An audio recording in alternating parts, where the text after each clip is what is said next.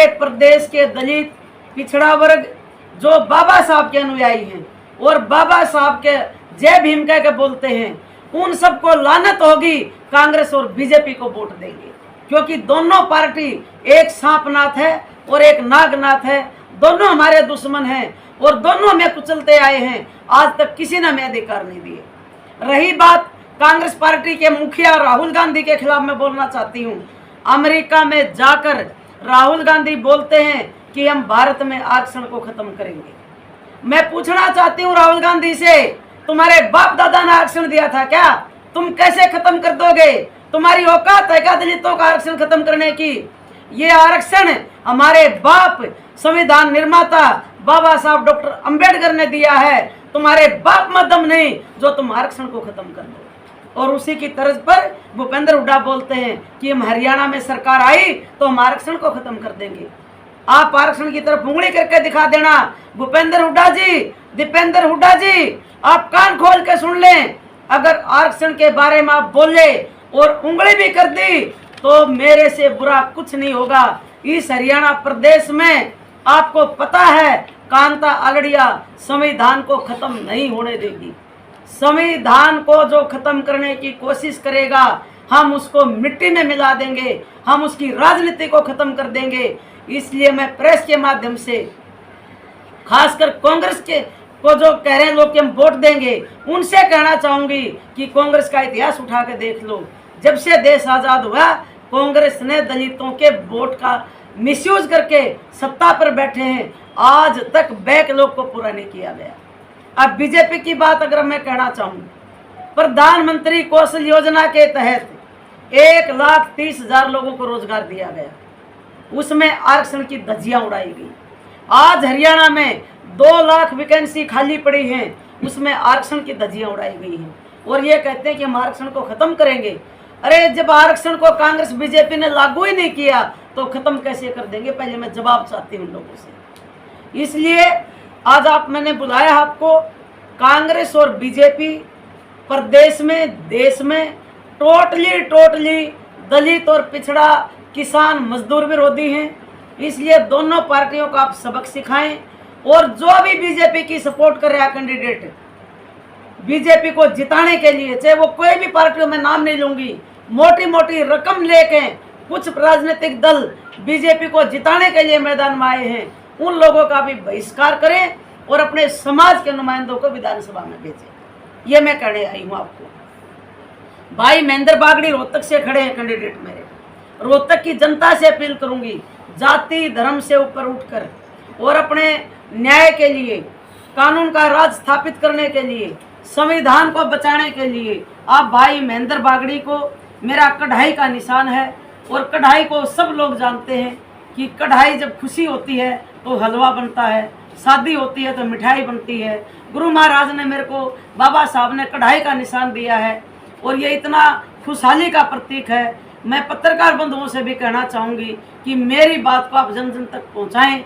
और जो मिशन एकता पार्टी का निशान है कढ़ाई का, उस कढ़ाई का बटन दबाकर व्यवस्था परिवर्तन की इस लड़ाई में, सामाजिक परिवर्तन की लड़ाई में किसान, मजदूर, दलित, पिछड़ा, छोटा दुकानदार, महिलाओं के सम्मान और स्वाभिमान के लिए मिशन एकता पार्टी के हाथ मजबूत करें, ताकि हम भारतीय जनता पार्टी और कांग्रेस की जो मिली भगत है, दोनों मुसेरी बहन हैं, दोनों आरएसएस से निकली हुई पार्टियां हैं और दोनों ने पूरे देश को बर्बाद कर दिया है। दोनों ने संविधान की हत्या की है, दोनों संविधान को बदलना चाहते हैं। इन दोनों पार्टियों का बहिष्कार करें और मिशन एकता पार्टी के सभी प्रत्याशियों को फतेहाबाद, नारनौंद, गुलाचिका, रोहतक और शाहबाद 5 सीटों पर कढ़ाई के निशान पर हमें विजयी बनाकर भेजें। मैं प्रदेश की जनता से वायदा करती हूँ, विधानसभा में 90 विधायकों में से हम 5 विधायक अगर चुनकर जाते हैं, 85 एक तरफ रहेंगे और 5 विधायक एक तरफ रहेंगे जो व्यवस्था परिवर्तन की लड़ाई लड़ेंगे। और जो अधिकार आज तक नहीं दिए इस देश में, इस प्रदेश में, वो अधिकार हम इस 5 साल में पूरे करके देंगे। और आरक्षण को जो खत्म करने की बात करेंगे, हम उनको मिट्टी में मिलाने का काम करेंगे। कौन क्या कह रहा है मुझे उस बात का नहीं पता, वो तो कहेंगे।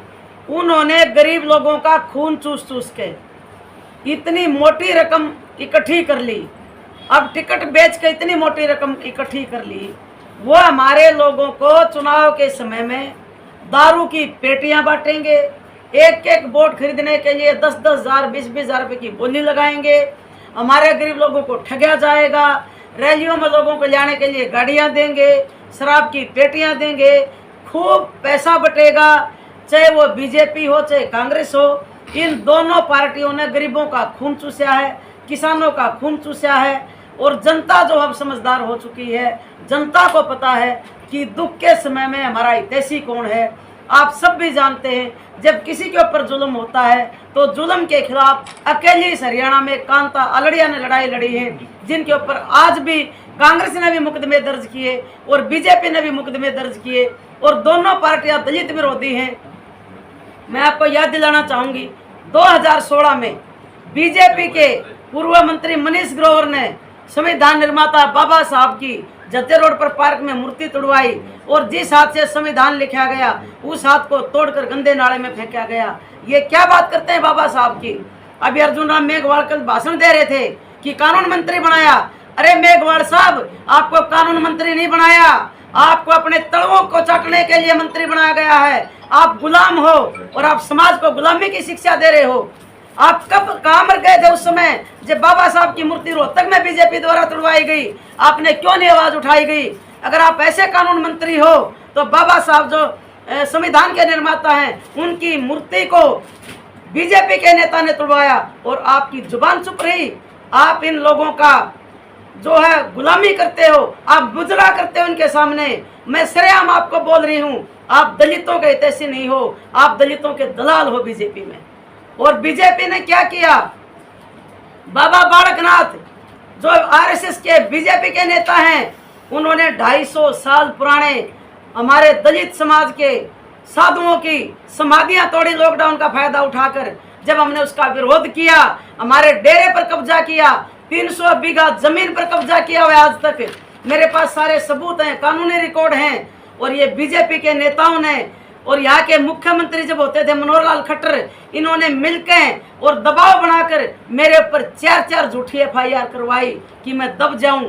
लेकिन बाबा साहब का आशीर्वाद मेरे साथ है, गुरुओं का आशीर्वाद मेरे साथ है। इन समाधि तोड़ने वालों के खिलाफ मैं लड़ी और मेरे ऊपर मुकदमे भी हुए। मैं आज हाई कोर्ट से जमानत पर हूँ और मैं इनका मुकाबला कर रही हूँ। इसलिए मैं जनता से कहना चाहती हूँ, जो भी अपने हकों की आवाज़ उठाएगा, ये उनके ऊपर झूठे मुकदमे करेंगे, उनको दबाया जाएगा। ये पहले खरीदने की कोशिश करते हैं कि इनको पैसा देकर बिठा दो, जब इनकी कोई बात नहीं सुनता तो ये दबाते हैं। और ये मेरी हत्या तक करवाने की इन्होंने कोशिश की।